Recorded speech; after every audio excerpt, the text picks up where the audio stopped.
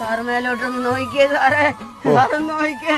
നിങ്ങൾ കാണണം, കുട്ടിയിലെ പോലെയുള്ള ഈ വീടിന്റെ മോള് നിങ്ങൾ നോക്കണം. ഈ അവസ്ഥയൊക്കെ ആര് കാണുന്നു? ആർക്ക് കാണണം? എന്ത് അധികാരികളില്ലേ ഇവിടെ? ആർക്ക് കാണണ്ടേ ഇത്? എങ്ങനെ അമ്മ ഇവിടെ ജീവിക്കുന്ന അമ്മ? അയ്യോ കഷ്ടമുണ്ട്. ഇതിനകത്ത് പുഴു അരിക്കുന്നു. നിങ്ങൾ ഇതൊക്കെ കാണണം. ആ ചപ്പ് വീഴുന്നതാ പുഴു. നിങ്ങൾ ചിന്തിക്കുക, എന്റെ പോലും കണ്ണ് നിറയുന്നു. നിങ്ങൾ ആ ഒരു അവസ്ഥ ഇവിടെ വന്ന് ഇത് കാണുമ്പോഴേ നിങ്ങൾക്ക് അറിയത്തുള്ളൂ. നമ്മുടെ നാട്ടിൽ ഇപ്പോഴും ഇതുപോലെയുള്ള അല്ലേ ദാരിദ്ര്യാവസ്ഥയിൽ കഴിയുന്നവരും ഒരു വീട് കൂടി ഇല്ലാതെ കഴിക്കാൻ ആഹാരമില്ലാതെ ഒക്കെയുള്ള ആളുകൾ ഇപ്പോഴും ഉണ്ട്. നമ്മൾ ശ്രദ്ധയിൽപ്പെടുത്തണം. കാര്യത്തിനും ഗവൺമെന്റിനെ കുറ്റം പറയേണ്ട കാര്യമില്ല. കാരണം ഇത് ഗവൺമെന്റിന്റെ ശ്രദ്ധയിൽപ്പെടുത്തേണ്ടത് നാട്ടിലെ ജനങ്ങളും അവരുടെ ബന്ധുമിത്രാദികളും ഒക്കെയാണ്. എന്തു തന്നെയായാലും ഇതുപോലെയുള്ള ഒരു അവസ്ഥയിൽ ഒരു ഗവൺമെന്റും കണ്ണടയ്ക്കുകയില്ല അല്ലേ. ഇതിനേക്കാളും നല്ല അവസ്ഥയിലുള്ളവർക്ക് ഇവിടെ വീടും കാര്യങ്ങളൊക്കെ കിട്ടുന്നുണ്ട്.